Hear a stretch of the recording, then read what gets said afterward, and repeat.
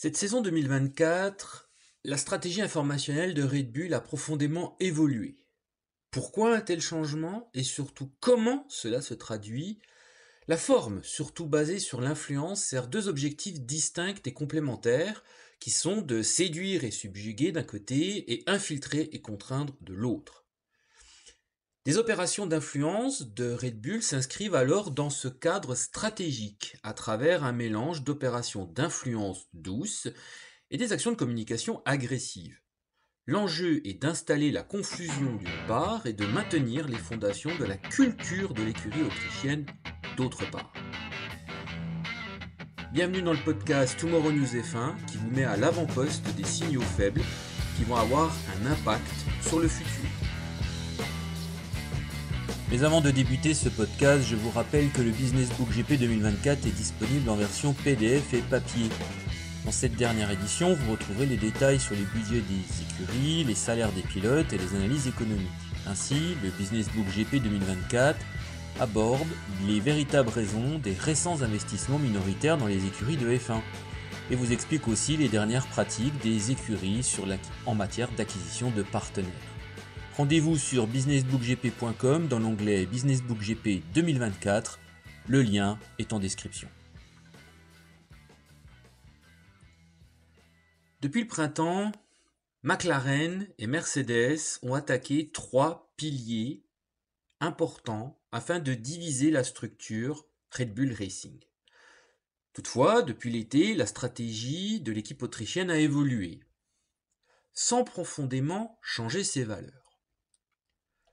Le départ d'Adrian Newey chez Aston Martin a accéléré les événements, l'ingénieur faisant en général 6 interventions médiatiques dans la saison. Et il a arrêté de communiquer depuis mai 2024. Pourtant, durant ce silence médiatique, la RB20 n'était plus performante. Dans un premier temps, la communication a été de gagner du temps, en indiquant que l'équipe technique devait comprendre ce qu'il se passe, pire, avouer que les problèmes remontaient au Grand Prix d'Espagne 2023, pour impliquer Newey dans les problèmes d'aujourd'hui. Et puis, la stratégie a été de dire que Newey n'y était pour rien dans la conception de la RB20 afin de dévaloriser la signature du plus brillant ingénieur de l'histoire de la F1 chez Aston Martin en septembre. C'est à partir de ce moment précis que la culture de communication de Red Bull Racing a véritablement évolué. Jusqu'à présent, la doctrine informationnelle de Red Bull Racing reposait sur trois piliers. L'un coordonné par Christian Horner, un second par Helmut Marko et un troisième par Adrian Newey. Christian Horner, comme coordinateur de l'ensemble de la structure Red Bull F1, s'occupait des questions de politique. Helmut Marko était celui qui fournissait les services pilotes via l'académie et Adrian Newey était le fournisseur technique châssis et décidé du moteur et ne référait à l'époque qu'à Dietrich Mateschitz, qui était le patron de Red Bull en Autriche.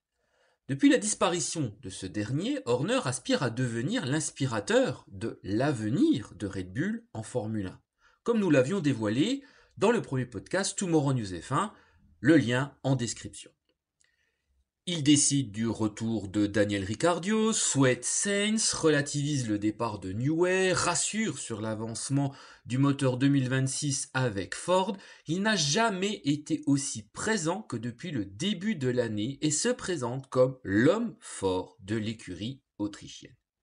Éclipsant même Helmut Marko, qui est réduit à sa sphère d'influence sur les pilotes de l'académie, Verstappen et dernièrement Lawson, et a obtenu le choix d'avoir la parole libre jusqu'en 2026. Mais cette parole, qui était auparavant dirigée pour déstabiliser les adversaires de l'écurie, est désormais orientée vers l'ennemi intérieur, mettant dans l'embarras assez régulièrement l'écurie. En bref, la stratégie de Red Bull, qui auparavant était coordonnée pour occuper l'espace médiatique à 3 voies, est désormais désordonnée. Retour en 2020. Red Bull et Verstappen sont annoncés comme rivales numéro 1 de Lewis Hamilton et Mercedes. Mais les résultats n'ont pas été à la hauteur, au point qu'un flux d'informations perturbe l'ensemble et rend la structure fragile. Pour rappel, les déclarations de Max Verstappen sur le fait qu'il souhaitait avoir comme équipier Lewis Hamilton, voire les discussions depuis 1 an pour faire revenir Sebastian Vettel, qui a finalement signé pour Aston Martin en 2021, n'ont pas masqué la rumeur du départ d'Adrian Newey chez Aston Martin, déjà. À la fois par manque de crédibilité et comme un révélateur d'une situation difficile à accepter, tout comme la justification de la clause de sortie de Max Verstappen après 2021. Je le rappelle, en cas de performance décevante, terminer au-delà du top 3 du championnat du monde des pilotes et ne pas inscrire 2 victoires durant la saison.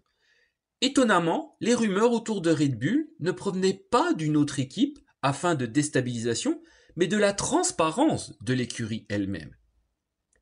Vous n'avez pas une impression de déjà-vu ? Dans les faits, la culture de la critique fait depuis toujours partie du management de Red Bull Racing. Cette façon de faire doit maintenir sous pression ses fournisseurs extérieurs. C'est le cas des moteurs, de l'électronique et des pilotes. Par exemple, prenons le cas de Pérez et désormais de Tsunoda. Toutefois, cela met l'ensemble dans une situation usante et marquant 2 camps. Ceux qui savent faire, c'est-à-dire ceux qui savent faire des ravitaillements en 1,9 secondes et un pilote capable de combler 3 dixièmes de seconde à lui tout seul, et ceux qui ne sont pas au niveau. Pour contrer l'usure de ce management, Christian Horner a instauré le concept de turnover forcé, renouvelant 5% de l'effectif de l'usine de Milton Keynes tous les ans. C'est une pratique inspirée par Ron Dennis et McLaren il y a 20 ans. Horner voit environ 60 personnes changer d'équipe chaque année afin de maintenir la culture de la performance de son propre management qu'il a mis en place, mais aussi donc alimenter les autres écuries de Formule 1. En gros, c'est le baiser mortel du serpent.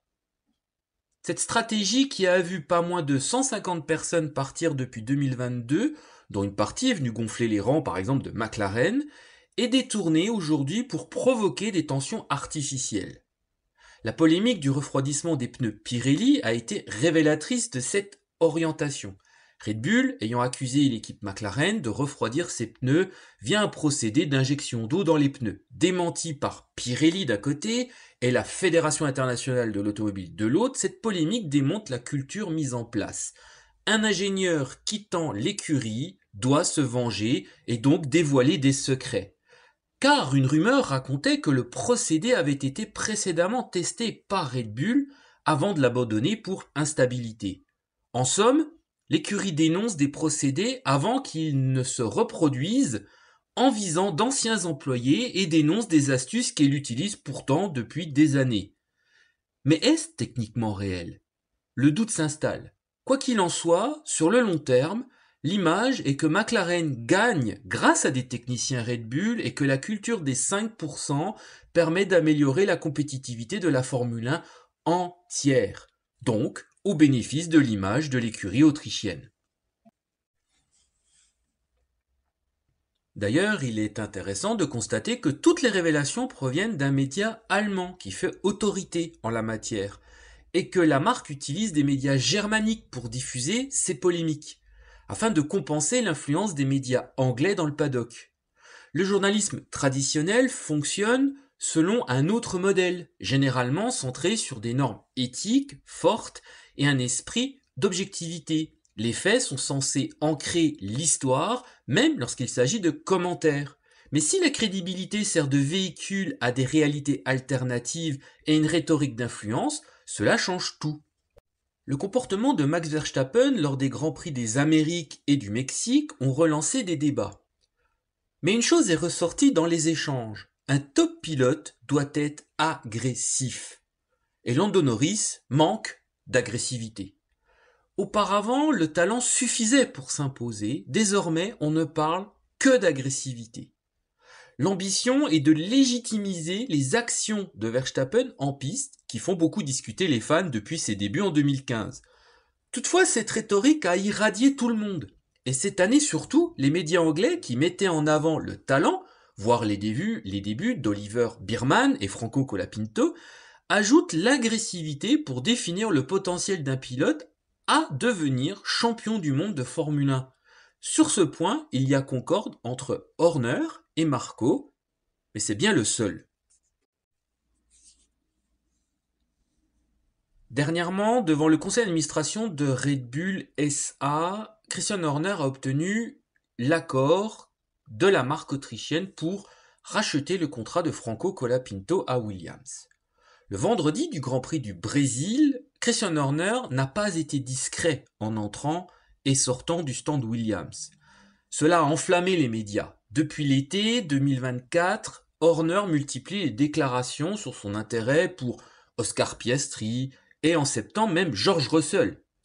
Jusqu'au cas Colapinto. Horner, sachant que ce n'est pas les médias présents dans le paddock qui définissent l'ordre du jour, mais les écuries, son acte avait valeur de discussion. Toutefois, le cas Colapinto est aussi intéressant car il montre un nouveau point de la stratégie informationnelle de Red Bull, la puissance financière. Techniquement, la guerre économique et la guerre informationnelle sont séparées au bénéfice d'une même idée.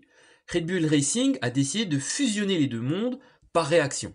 La perte du titre de champion du monde des constructeurs en 2024 va provoquer un déficit compris entre 15 et 25 millions d'euros dans les comptes de l'écurie autrichienne.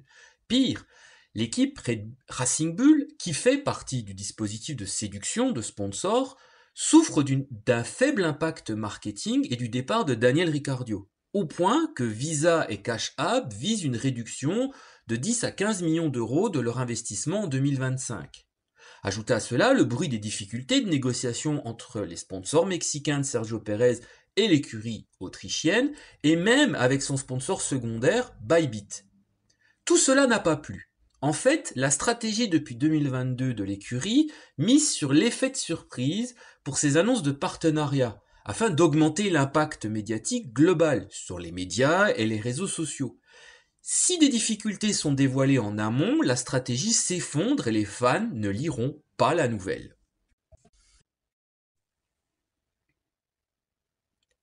En fait, la séquence que nous vivons est une démonstration de puissance, une réaction.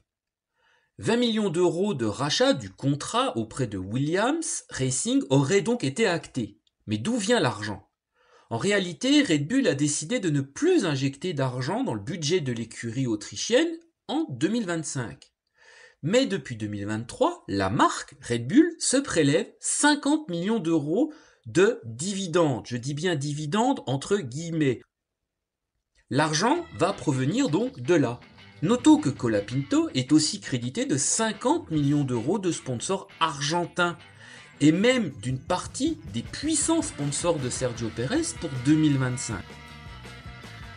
Toutes ces opérations informationnelles déplacent l'attention des fans, des dirigeants de la F1 et des médias en imposant son propre agenda, avec l'ambition d'imposer sa vision sur les autres et du coup protéger sa culture interne à l'usine.